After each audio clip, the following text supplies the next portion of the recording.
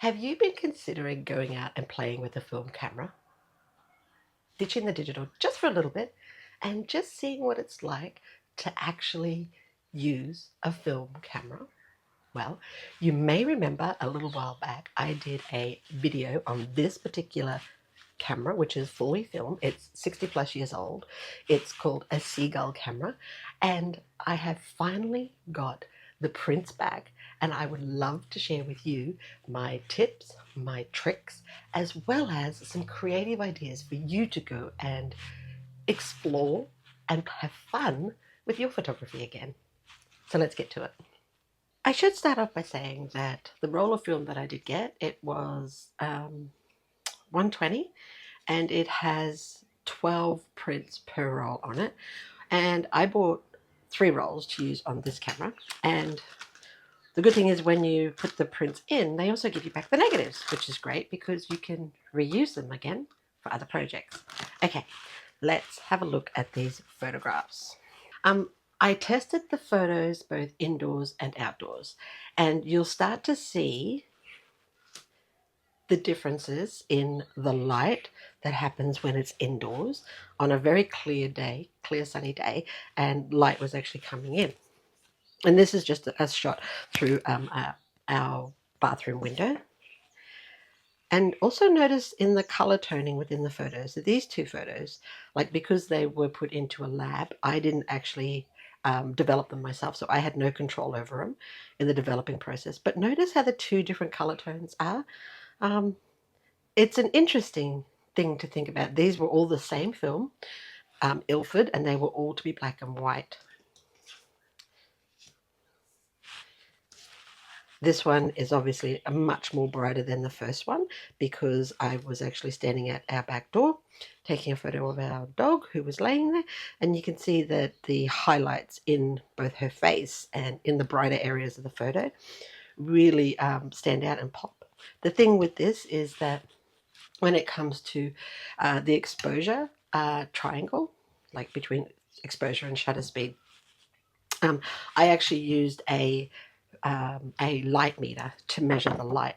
And this one's really interesting because, again, it's a different color toning. Like, can you see? This one's actually blue, whereas this one's more in the grays area and the black and white area. But this is blue. And again, I have no idea why this actually turned out like this. This is in full sun, full outside in the yard.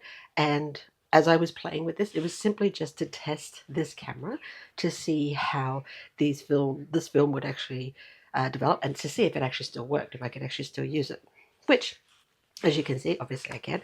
The other thing with these types of cameras is that the focus. So because when you're looking into this camera, if I open it up for you, and you're looking in through here, the glass itself is actually, like, it does need a really good clean. Not sure how I'm going to do that, but I shall figure it out. And the focus on this is a little tricky to get it exactly on what it is you are focusing. Obviously, as you can see in this particular photograph, the main focal point was over here on this leaf. Whether that was intentional or not, I am not sure, but it's a thing to remember when you're using an older camera, is the focus on them, because you actually have to manually focus in the camera. Again, another example of focus. This one is not as bad as this, but it's still out of focus. And you can start to see that there's this kind of swirl that happens in the film from this camera, which is rather a beautiful, interesting effect. And I would definitely be using this camera outdoors instead of indoors, and you'll see why very shortly. But as we go through, some of them are actually like crystal clear, like this one, just a photo of a garden hose that was hanging there. Literally almost everything is really focused well, except for obviously these palings that are in the background. So obviously what's in the foreground is going to be more in focus than what's in the background, yeah? Again, simply just testing out this camera to see if it would work, and to practice on some interesting compositions as well. Again, see the difference in the color tone? This one is more leaning towards greens. This one's is more also, it's got a definitely a green tinge in it. This is a photograph of a peach tree, shed in the background. I was trying to focus on the flowers here. And you can see what is actually in focus and what isn't in focus. So this camera, because you're focusing from up here, it can be rather difficult, even though you do have a magnifying glass here that you can actually use. It can be a little difficult to make sure that the focusing is really spot on. But if you're considering doing some really dreamy type film photography shots, that's actually quite a beautiful effect that you can actually have on it as well. Having some almost like focus points, uh, not exactly exact. It could add interesting effects to the photo. I love this photo. This is probably one of my favorite photos. There's a few in here, but I love this photo because, again, the focus is not exact. Like down here in the prongs of the fork, it is actually out of focus. The composition of it, it was intentional to look like that, to come off on like your, your rule of thirds in the composition. And I just thought it was just a very interesting type shot to capture with the photo. Again, different shades of grey, black and white for these photos. This is my absolute favorite photo. This is actually, again, outside, full sunlight. The focus was obviously on the chair, and you can see that it's very intact in focus. And then in the background, you can actually see where the swirl starts to take effect in the photograph, particularly up along the top of it, because it's all out of focus.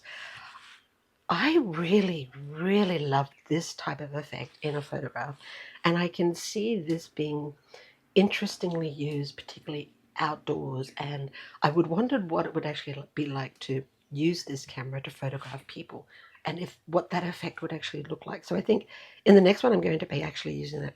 So a little tip is you will get better photographs with a camera like this that is fully analog, and has no light meter on it outside, than you will inside. And here is the difference. So this is one of the photographs taken inside in a kitchen, and you can see like where all of the highlights actually sit in the photograph compared to here. Like everything, even in the background, is, even though it's out of focus, you can actually see what is in the background, whereas here that's very definitive on where the highlights are and where the blacks are.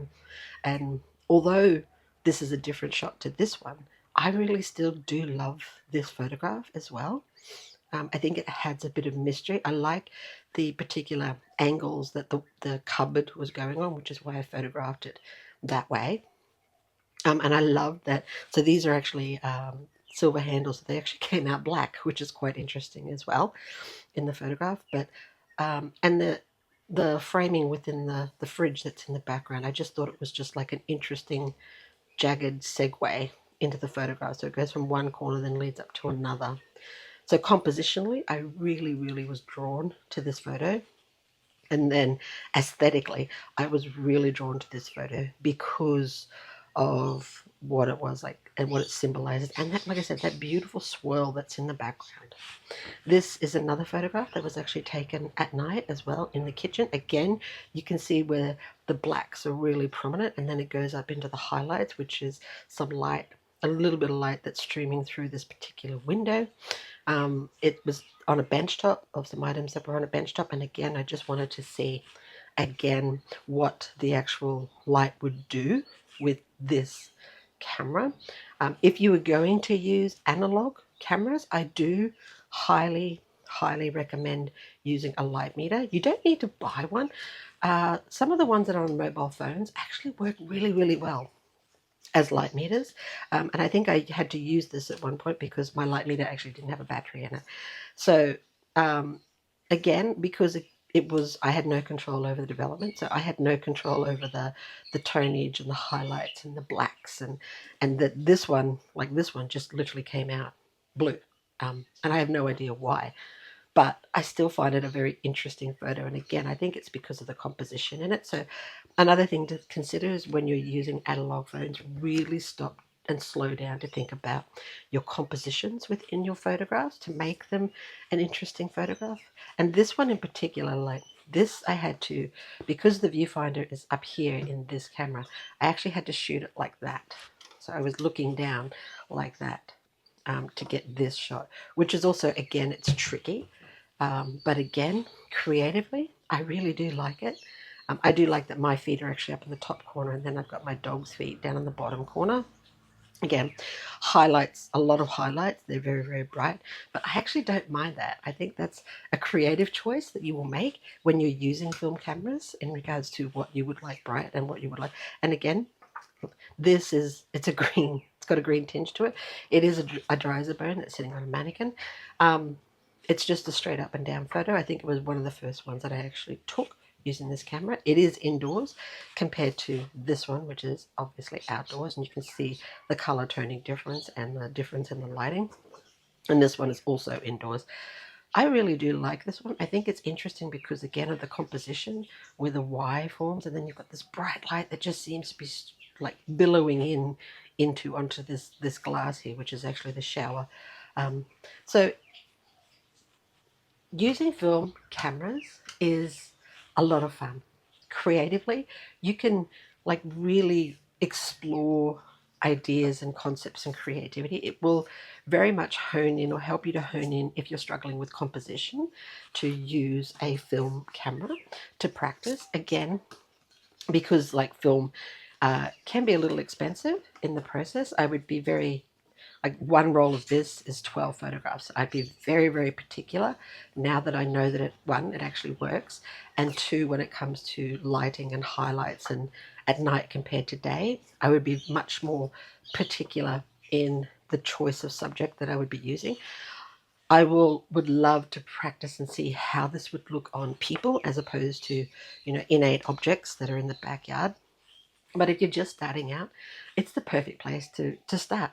Pick up a camera, pick up a load of film, take it out, and just take your time to really go out and have fun and explore in your backyard to see what you can find. I'm pretty sure that you will have a lot of fun, and you'll be able to maybe have a collection of photographs that, would become very interesting and would help you to think about creative ideas for your own photography.